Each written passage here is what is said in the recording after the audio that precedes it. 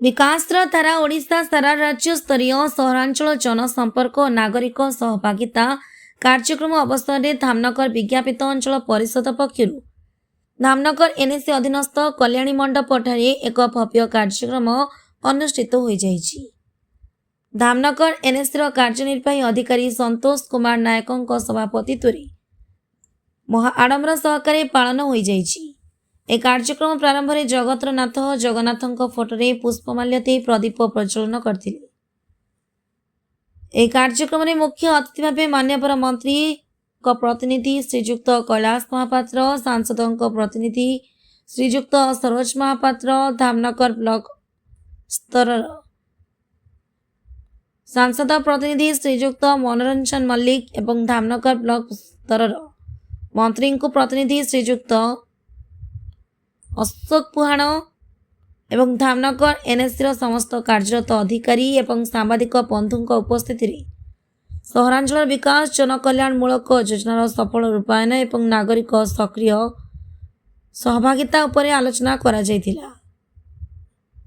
सरकार 2 वर्षर विकासमूलक पदक्षेप मौलिक सुविधार संप्रसारण और सहरांचल रूपांतरण को उपस्थित अतिथि माने प्रशंसा करथिले।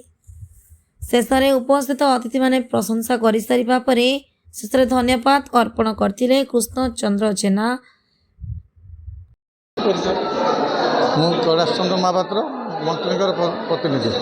सर कौन कहे जो ओडिशा सरकार विकास धारा ओडिशा सारा ये जो कार्यक्रम अनुष्ठित होशार सरकार 2 वर्ष पूर्ति पालन उद्देश्य ए बाबद कौन कह ओडिशा सारा विकास धारा आजिकार जो धामनगर आम एनएसी तरफ आजिका ये प्रोग्राम धामनगर बहु उन्नति आम मंत्री 5 वर्ष लोकप्रतिनिधि बाछी 2 वर्ष आमर पूरण हो से 2 वर्ष भितर आम अनेक प्रकल्प कम हाथ को नहींचु किछिटा कम चालू हो जाइए किछि कम टेंडर अच्छी किछि प्रस्ताव जाइए। एनएसी क्यों उन्नतिमूलक कार्यक्रम होती 2 वर्ष गोटे है गोशाला गोटे है जगुसागर पुखरी आ गोटे है मेडिकल आ गोटे है स्मार्ट पार्क एकदम विभिन्न कहीने 10 मिनट लगे बहुत उन्नतिमूलक नाम एनएसी ओडिशा 1 नंबर करने आम मंत्री बहुत चेष्टा अच्छा। उस्मान नायक कार्यनिर्वाही अधिकारी धामनगर।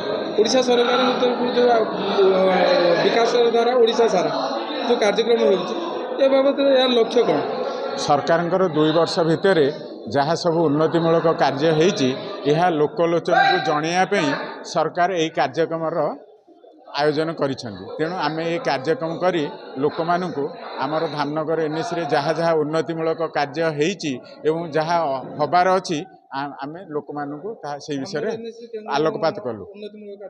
हाँ आमर 2 वर्ष भितर आमर स्मार्ट पार्क आरंभ होती जगुसागर पोखरी होती गोशालार कार्य अधा अधि आगे जाइए आ क्रिमाटोरियम सरी आमर रात्रि रही दूर दूरांतर आसुवा असहाय लोकों आमर नाइट सेल्टर व्यवस्था करा आगु को आमर बर्तमान टेंडर काम ए सरी टेंडर काम हम एमएसवाई हम एवं आमर जहाँ जनसाधारण आवश्यक कार्य अच्छी ताहा आमर आमे परवर्ती ताहा करने आमे पदक्षेप नबु। भद्रकरू जिला प्रतिनिधि उद्धव चरण राउत का रिपोर्ट साई सत्य न्यूज।